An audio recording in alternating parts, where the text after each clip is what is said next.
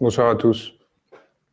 Aujourd'hui, un live un peu spécial après l'arrestation de Alexander Samuel, une des personnes importantes de ces derniers mois et dont je souhaiterais vous parler en détail. On va attendre que vous soyez plus nombreux à venir. Ça va me permettre de faire le point aussi sur la situation du mouvement et plus largement d'un pays qui se trouve, je pense, à l'orée d'enjeux extrêmement importants. J'aimerais que vous me disiez si vous m'entendez bien. Il y a eu beaucoup de problèmes techniques ces derniers temps. J'ai eu beaucoup de difficultés à mettre en place cette communication. Donc, j'aimerais avoir de votre part un commentaire à cet égard. Et on commencera dans quelques instants quand vous serez assez nombreux pour parler de ce sujet.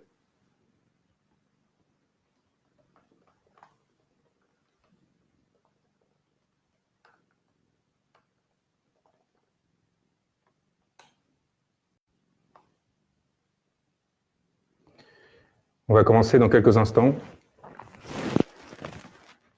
Ce à quoi on assiste dans ce pays, excusez-moi, ces cheveux sont toujours aussi compliqués. On va commencer par le futile, peut-être, les remarques en permanence sur l'esthétique, la forme des lives. Comme vous le savez, j'ai un travail, je suis avocat, je suis chercheur, journaliste, et on n'a pas forcément le temps de le faire dans les meilleures conditions. On fait comme on peut, du bureau, là où l'urgence nous appelle, pour essayer d'éviter d'avoir à passer par les médias mainstream en permanence pour échanger avec vous, et pour respecter tout simplement l'esprit de ce qui s'est passé. Donc, la façon dont on se coiffe, dont on s'habille, dont on illumine les choses, je pense qu'on peut s'en passer. Je fais un peu attention parfois, mais vous voyez, c'est pas forcément évident.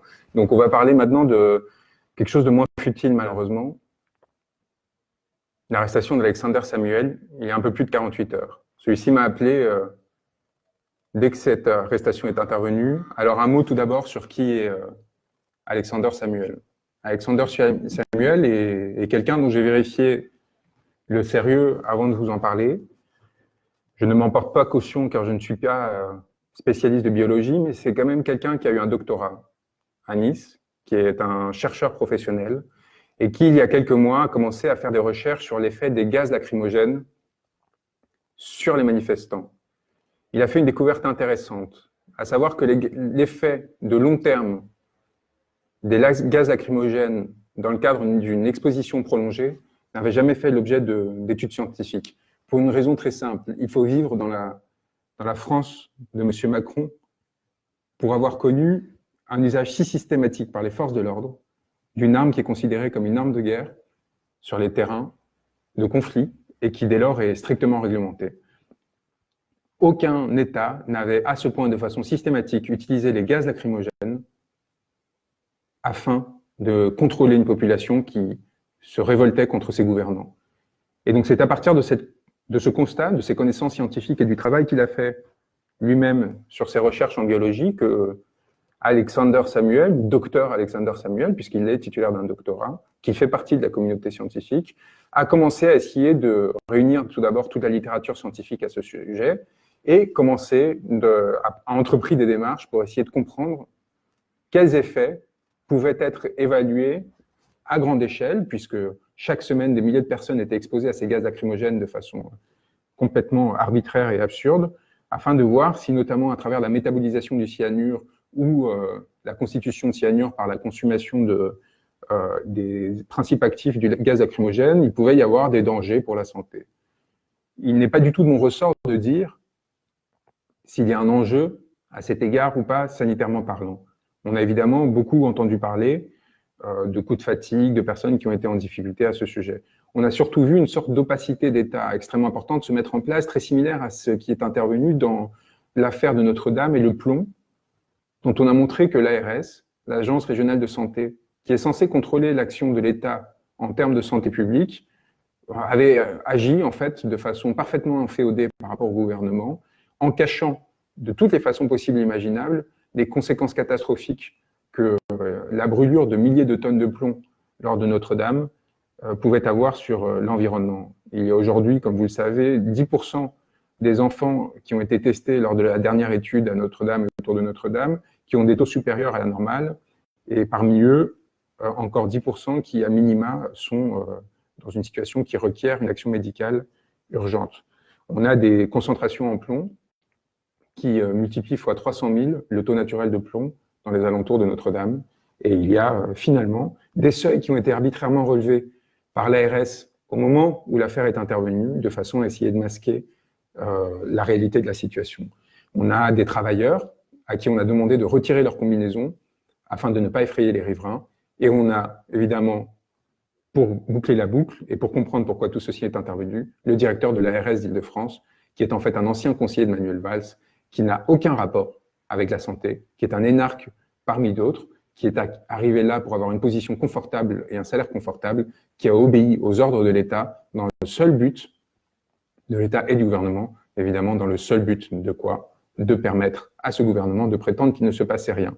Et sans le travail de l'association Robin des Bois et sans le travail de relais qu'a mis en œuvre Mediapart, on ne saurait rien de tout cela. Donc, ça vous montre aussi à quel point il est important parfois de s'appuyer sur une presse semi-indépendante, comme peut l'être Mediapart, et à quel point surtout la société civile, face au silence de l'État, doit agir. Cela nous montre aussi la précaution que l'on doit avoir par rapport à la communication de l'État sur les questions de santé. On l'a vu sur Lubrizol également, où l'on sait très bien que les conséquences de long terme seront les plus graves et qu'il n'y a évidemment pas que la question de l'intoxication immédiate qui joue dans ces enjeux. Et alors arrive le cas de Dr Alexander Samuel, qui s'occupe de ces affaires, trop conscient probablement des risques qu'il y avait à croire sur parole un État qui par ailleurs ne faisait pas l'effort de rechercher quelle était la vérité en ces domaines et qui n'avait pas commandé d'études suffisantes afin de s'assurer qu'une exposition à un gaz extrêmement violent qui peut provoquer des saignements, qui provoque des vomissements, qui évidemment affecte l'organisme, que les effets de long terme de ces affections n'avaient pas à être estimés. Donc, Dr Alexander Samuel effectue ce travail avec le plus sérieusement possible. Je l'ai vu contacter un nombre de laboratoires importants, notamment à l'étranger. J'ai vu un nombre de scientifiques s'inquiéter du risque de travailler sur ces sujets. Ont-ils raison? Ont-ils tort? Est-ce que Alexander Samuel a découvert quelque chose ou non? Nous ne le savons pas encore. En bon scientifique, il continue à travailler. Le fait est qu'il y a un peu plus de 48 heures, il se fait arrêter alors qu'il marche dans la rue et qu'il s'apprête à rejoindre une amie à Nice, sans qu'aucune raison ne justifie cette arrestation. Il se fait arrêter d'abord, dit-il, pour un relevé d'identité, puis ensuite pour un contrôle un peu plus poussé. Il est confié à la police municipale, puis après récupéré une nouvelle fois. Et il est cette fois mis en garde à vue. Pourquoi? On ne le sait pas. Mais ce qui est le plus intéressant, c'est ce qui va suivre. On va décider de le perquisitionner. Une perquisition? À quel titre? Monsieur, nous considérons que vous avez participé à une action d'extinction-rébellion dans le but de salir une banque. À quoi monsieur Samuel répond: mais attendez, j'allais retrouver une amie, celle-ci est prête à témoigner, je vous donne son numéro, il suffit de l'appeler. Nous avions convenu d'un rendez-vous, il y a des échanges écrits qui le montrent, à cet endroit précis, de quoi parlez-vous? Rien à faire évidemment, la raison policière s'impose, et le voilà dirigé vers ses appartements, où il est sommé d'ouvrir la porte, et où l'on va commencer à fouiller dans ses affaires. À fouiller dans ses affaires de façon à identifier des éléments qui pourraient être incriminants contre lui. L'on commence par quoi? Par le gaz lacrymogène, ou plutôt les capsules vides de gaz lacrymogène qu'il garde chez lui. On lui dit alors, ce sont les mots d'Alexander Samuel, vous savez que c'est une arme de guerre, et que vous risquez 3 ans de prison pour la détenir chez vous. Étrange aveu, n'est-ce pas, de la part de ces policiers, qui jouent avec ces armes de guerre, et qui chaque semaine l'appliquent sur une population qui ne cherche qu'à s'exprimer. Après l'intimidation assez classique contre ce citoyen, ce jeune citoyen, eh bien, il y a la fouille. La fouille, et notamment la saisie de l'ensemble de son matériel informatique. À quel titre? À quel titre se saisit-on d'un matériel informatique où résident évidemment toutes les preuves accumulées depuis des mois par ce scientifique, afin d'essayer de comprendre s'il pouvait y avoir une nocivité de la part de ces gaz lacrymogènes? Question légitime qui devrait habiter tout concitoyen, qui devrait, dans une communauté scientifique saine, au sein d'un espace médiatique sain, agiter les rédactions, agiter les groupes de recherche, agiter les laboratoires afin de s'interroger sur ce qui se jouait. Cela n'est pas fait, alors un citoyen simple, depuis sa ville natale, depuis la ville où il réside plutôt, à Nice, décide de s'en saisir. Et que fait la police? Prendre l'ensemble de ces appareils, ainsi que la documentation qui l'entoure, des livres. En France, aujourd'hui, en 2019, on saisit des livres. On saisit des livres parce que les livres sont peut-être la plus grande menace qui puisse exister contre ce pouvoir, qui joue de l'ignorance et du mensonge, de la menace et de l'utilisation des moyens de coercition contre son peuple pour se maintenir au pouvoir. Eh bien, M. Samuel se retrouve dans une position où, une fois l'ensemble de ces dispositifs électroniques saisis, il doit retourner en cellule. Et il reste en cellule pour une garde à vue qui est renouvelée sans raison, sans aucune justification. Vous devinez pourquoi? Pour exploiter ces documents. Et cet individu, qui avait déjà été approché par d'autres individus, par des personnes se réclamant des services, qui cherchaient à lui faire parvenir des informations, parfois des informations fausses, car évidemment, le risque le plus important en ces situations, c'est de faire une erreur, de commettre une erreur qui vous décrédibilisera et qui permettra au gouvernement de s'en sortir et de prétendre qu'il n'y avait là, depuis le début, qu'une sorte de complotisme ou d'amateurisme, accusation qui inhibe la parole, qui amène à prendre des précautions, alors qu'en face, tous les moyens sont bons pour se maintenir au pouvoir. Ces arrestations arbitraires ne sont plus tolérables.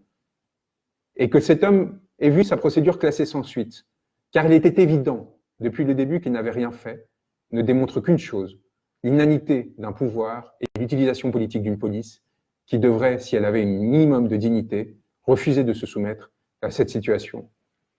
Monsieur Samuel, lorsqu'il a été arrêté, a demandé le RIO des agents, ce numéro d'identification qui permet de se retourner contre les policiers qui, excédant leurs ordres ou obéissant à des ordres qui sont explicitement illégaux, pourraient encourir la prison.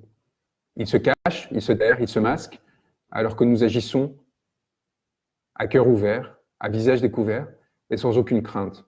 Ce qui se passe, les 10 000 arrestations qui, depuis un an, ont écrasé un mouvement, ont cherché à l'intimider par la force. Les 3 000 arrestations en particulier de lycéens, en ce mois de décembre 2018 où la France menaçait de s'embraser, où la jeunesse commençait à rejoindre les Gilets jaunes pour essayer de faire basculer un pouvoir qui, par l'exploitation et la violence, s'imposait. Ces images de Mantes-la-Jolie appellent à des poursuites judiciaires, à une action contre nos dirigeants. Nous avons, avec Maxime Nicole, qui lui aussi a fait l'objet d'arrestations arbitraires, notamment le 14 juillet, en même temps qu'Éric Drouet et que Jean Rodriguez, ordonné par le préfet de police Didier Lallemand, pour faire plaisir au souverain, à l'enfant roi, à Emmanuel Macron, à cet homme qui ne voulait pas, devant les dirigeants étrangers qu'il avait invités, être sifflé, et qui préférait faire arrêter les citoyens le jour de la démonstration de l'honneur des armées, de les faire arrêter de façon purement arbitraire et sans motif légal, plutôt que d'assumer la honte d'être détesté jusqu'au cœur de son pays. Eh bien, Maxime Nicole, qui, lorsqu'il a été arrêté, filmait la garde républicaine pour l'envoyer à son enfant, qui est hospitalisé, aurait dû ce jour-là l'accompagner et qui lui avait demandé de voir ses chevaux. Maxime Nicole qui a passé dans la foulée 6 heures en garde à vue qui a été immédiatement médiatisée, de façon à l'humilier, de façon à écraser encore une fois symboliquement le mouvement des Gilets jaunes, sans qu'à aucun moment la presse ne s'en indigne, sans qu'à aucun moment la presse ne demande compte, dans des circonstances qui ont été filmées, comme celle d'Alexander Samuel, afin de ne laisser aucune place au doute, car nous avons compris que la seule arme que nous avions, c'était la vérité. Eh bien, cette arrestation n'a fait l'objet d'aucune excuse, d'aucune demande de pardon et d'aucune enquête préliminaire, alors que nous avons depuis un mois déposé plainte pour l'empêcher. J'ai parlé avec Alexander Samuel dès sa garde à vue finie, et notre décision est simple. Il ne s'agit pas de protéger l'un seul d'entre nous. Il y en a 10 000 déjà qui ont été atteints, et potentiellement, quiconque aujourd'hui s'opposerait à ce gouvernement. Alors c'est très simple, à partir de maintenant, nous ne laisserons rien passer, et des actions judiciaires systématiques de représailles contre des policiers qui obéiraient à des ordres manifestement illégaux, contre des fonctionnaires qui ordonneraient ces arrestations, quelles que soient les instructions politiques qui leur sont données, et quelle que soit la couverture politique que l'on a promis, ces poursuites judiciaires seront menées.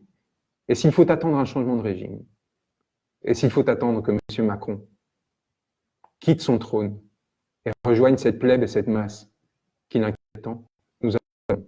Mais nous ne laisserons pas impunis des actions qui violent l'état de droit, violent nos principes et violent l'honneur de notre nation. Je vais répondre maintenant à vos questions, parce que c'est une Affaire extrêmement importante. Un mot auparavant sur ce qui suit. Vous savez, on a essayé d'étouffer notre parole de 1000 façons. On vous a délégitimé, vous en tant que mouvement, vous Français, simples Français, qui avez décidé de porter un gilet. Moi, auteur de Crépuscule, qui avait osé vous défendre. On a essayé de me poursuivre pour incitation à la commission de crimes et délits. Eh bien, nous allons continuer. Nous allons continuer car, avec Crépuscule et avec ce mouvement, n'a fait que naître une prise de conscience au sein des classes les plus défavorisées et les plus fragiles de notre société, mais aussi ailleurs, qu'il y avait un système à réinventer.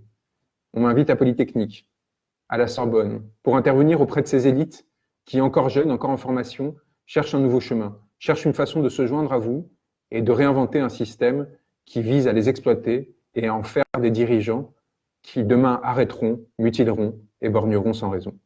C'est le premier élément. Le deuxième élément, c'est l'organisation le 16 novembre à Lisbonne d'une importante conférence avec Maxime Nicole, mais aussi et surtout à ses côtés afin de partager ses expériences. Et Maxime sera là pour parler et pour vous le partager des révolutionnaires qui viendront d'Algérie, de Guyane, d'Équateur, de Palestine, des personnes qui ont inventé le mouvement BDS, boycott des investissements sanctions contre les produits des colonies israéliennes, contre l'apartheid qui est mis en place en ces territoires, des personnes qui en Guyane ont résisté contre l'oppression, contre la violence que l'État appliquait à ses concitoyens, en Algérie qui ont mené la révolution, Salah Labouze, Olivier Goudet, en Équateur qui ont mené cette révolution dont vous avez vu les images, non pas dans les médias, mais sur les réseaux sociaux, puisque l'on est trop inquiet de les montrer réellement.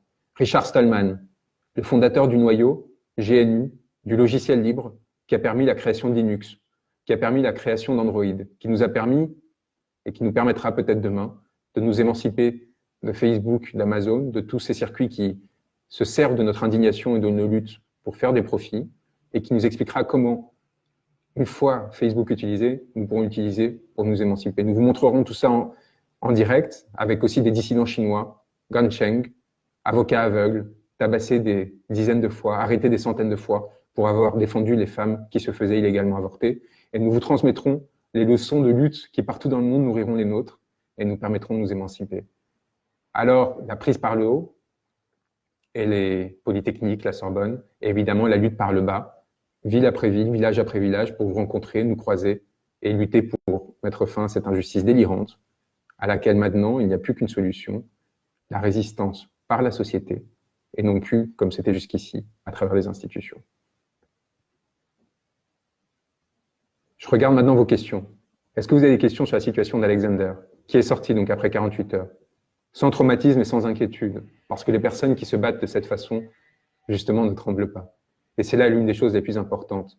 Les tremblements que nous avons tous eu à un moment ou à un autre, nous les gardons pour les réinvestir et pour nous mettre et nous montrer de façon d'autant plus déterminée face au corps qui, demain, chercherait à nous asservir. Nous sommes, contrairement à eux, des personnes qui tenons debout.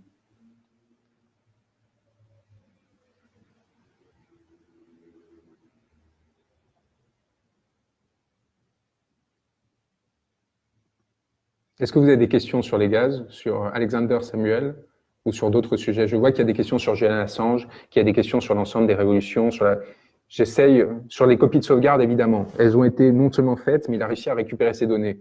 Mais ce qu'il peut dire maintenant, c'est que l'État est parfaitement au courant des niveaux d'élaboration qu'il avait mis en place, mais surtout des contacts sur lesquels il s'est appuyé pour essayer de trouver la vérité. Est-ce qu'il y aura intimidation ou est-ce que l'État cherchera la transparence et soit nous rassurera en nous indiquant que l'usage de ces gaz lacrymogènes n'est nocif que pour la démocratie ou s'il est aussi pour notre santé.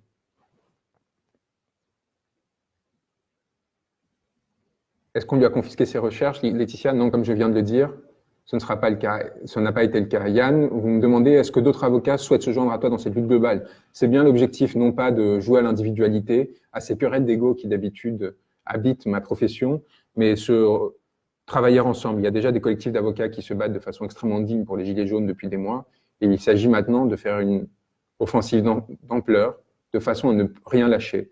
Alexander, puisqu'il était à Nice, a été défendu par un avocat d'office qui justement venait de là-bas, qui venait d'une zone intéressante de la ville, il en parlera peut-être, et qui a mis une énergie folle et ne va pas elle ne va rien lâcher.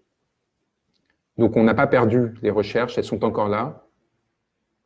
Et comment l'État et les services de police ont été mis au courant de la teneur de ces travaux, je lui laisse vous répondre, pardon, et vous verrez que il y a beaucoup de sources publiques, comme beaucoup de travail scientifique. Il ne s'agit pas d'opérations mystérieuses. Il s'agit de la collection de données et l'analyse de données à travers toute une série de recherches scientifiques, de formules, de protocoles d'études qui sont appris justement dans le cadre des études qui correspondent à celles que M. Alexander Samuel a fait. Moi, j'ai fait la même chose en droit, mon doctorat en droit. Donc, je suis assez familier de la rigueur scientifique qui est exigée dans ce genre de travaux et de ce que j'ai vu pour l'instant. Il est tout à fait sérieux à cet égard. On vérifiera, une fois que ces travaux seront publiés, ils permettront justement une confrontation avec le reste de la communauté scientifique et nous saurons à ce moment-là ce qu'il en est vraiment. Donc, il continue ses recherches, évidemment, il est en forme, il tient bon et il ne va rien lâcher. Sur la sécurité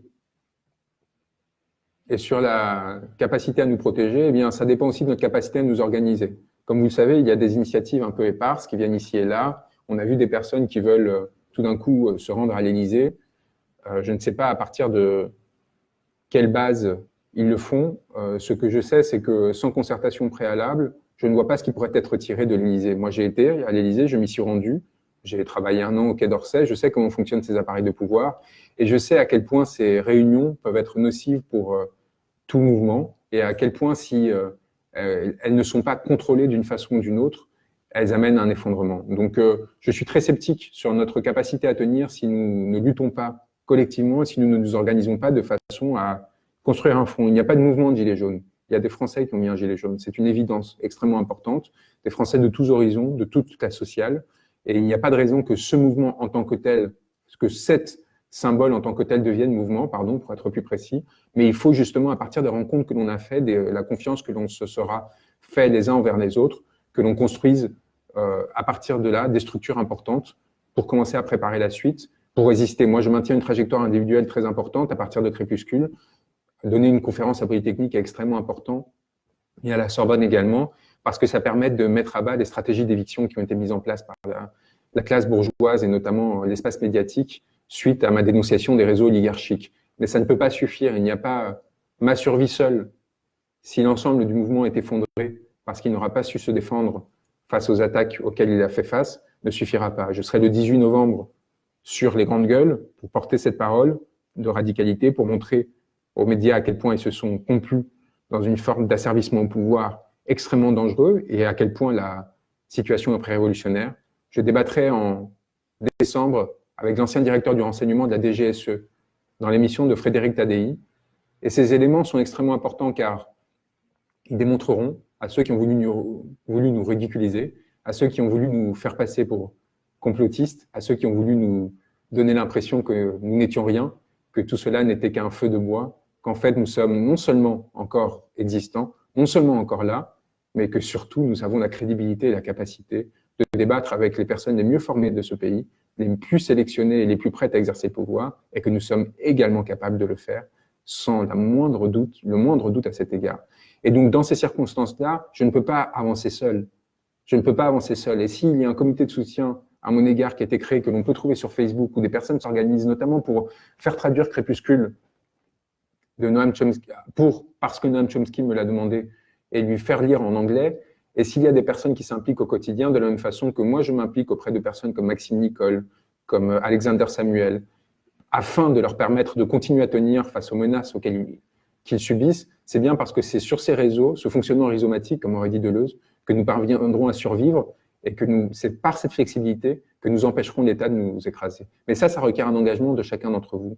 Si Jupiter, dont nous avons les maquettes, que je brûle de vous montrer, pour lequel il nous faudra probablement 500 000 € pour démarrer, donc ça sera l'objet d'une collecte de fonds, est-ce que nous serons capables, euro après euro, d'avoir les fonds suffisants pour créer un média alternatif, alors que l'on a déjà tous, les médias, les personnes qui travailleront? Est-ce que nous pourrons monter avec les groupes, avec Flyrider, Infoblocage, avec les groupes que nous avons créés pendant les Gilets jaunes, des comités de journalistes qui permettront sur l'ensemble du territoire de couvrir ce qui se passe au niveau le plus local, de montrer ce qu'est véritablement la France, de faire voir à Paris ce qu'est la véritable France? Est-ce que nous allons être capables de mettre en place cela? Ça dépendra de votre capacité, chacun, à vous sentir important, à sentir que vous n'êtes pas rien et que la moindre aide que vous pourrez nous apporter nous permettra d'avancer.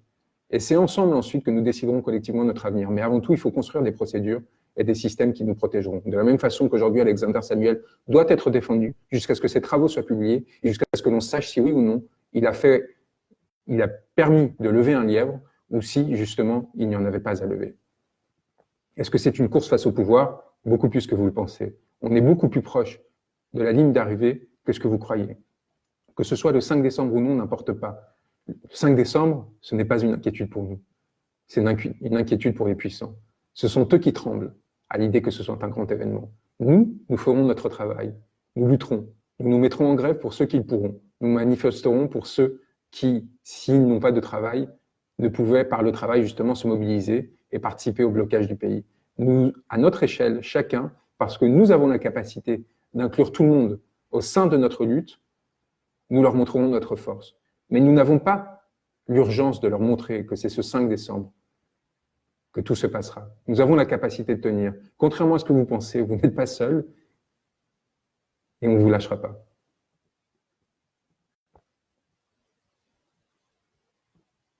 Et donc, tous ceux qui nous écrivent, vous le savez, allez sur ce comité de soutien, envoyez des emails, ou mon email est public, contact@branco-associé.fr, envoyez des messages Facebook, ça prend plus de temps à traiter.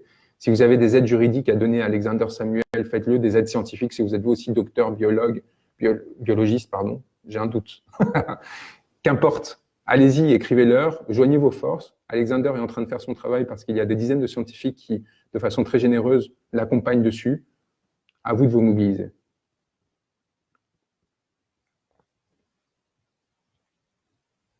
Est-ce qu'il y a un collectif qui existe pour ces arrestations complètement démentes? Il y a des collectifs différents d'avocats qui se mobilisent. Et c'est à vous de vous en saisir. Et c'est à vous de leur demander de vous protéger. Vous les connaissez, ils sont visibles. Il y a ceux qui exercent à Paris, Raphaël Kempf, Ari Halimi. Il y a ceux qui, comme moi, un peu à part, travaillent en souterrain avec un certain nombre de personnes qui ont décidé de me demander de les aider.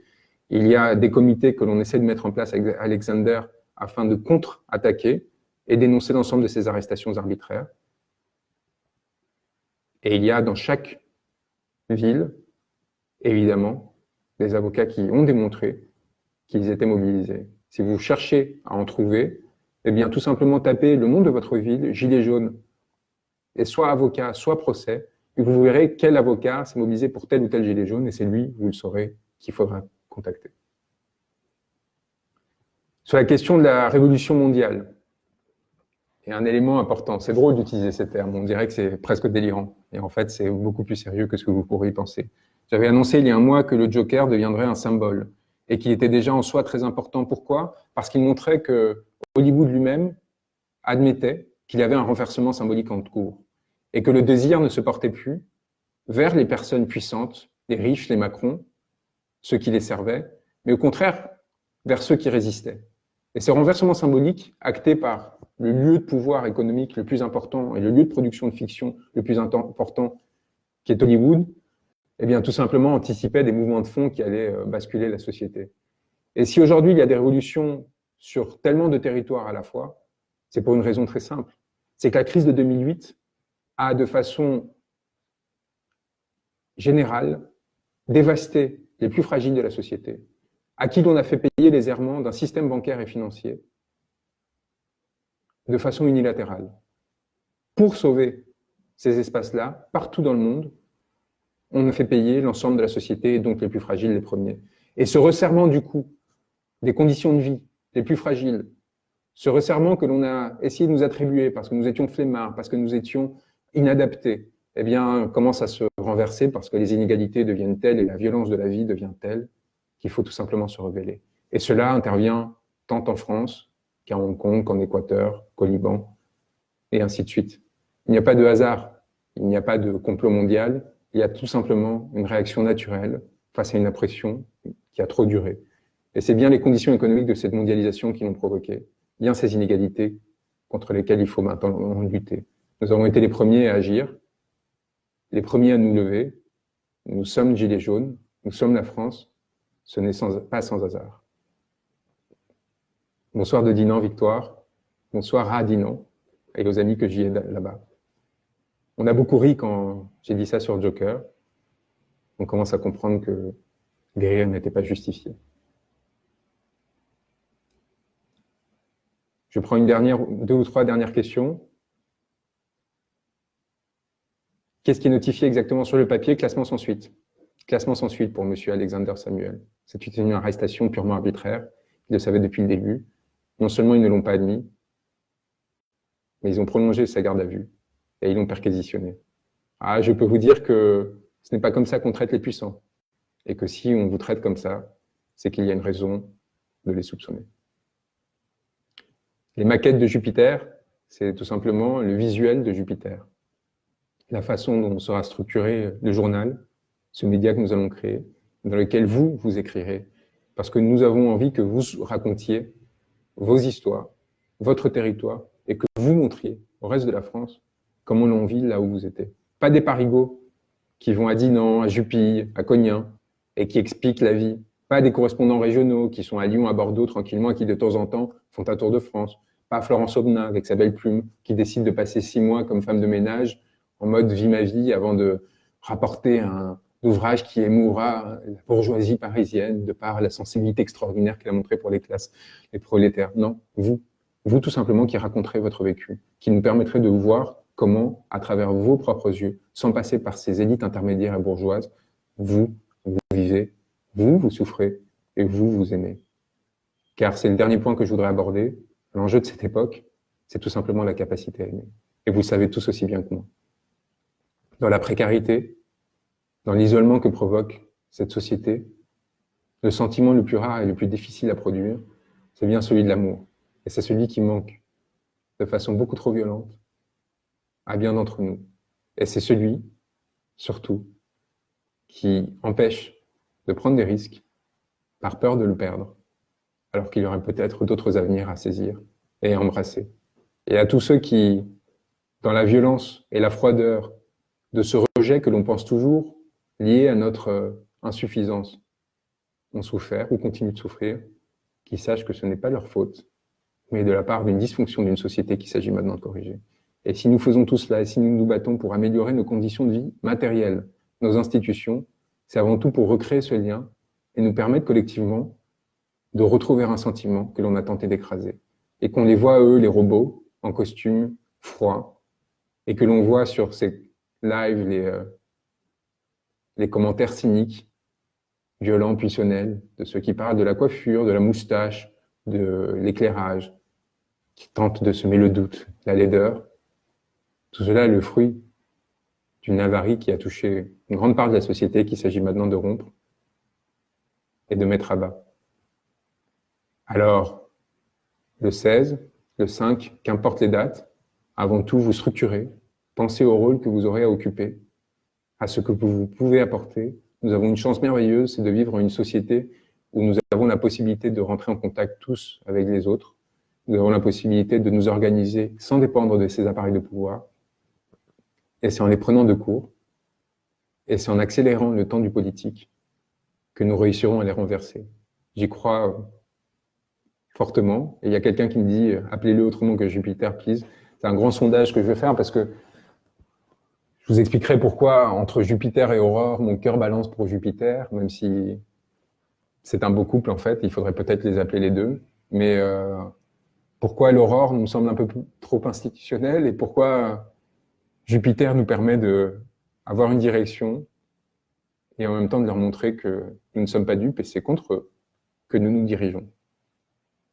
À très vite et partagez au maximum ces informations. C'est très important, revoyez-les pour ceux qui ont raté la partie sur Alexander Samuel. Soyez solidaires.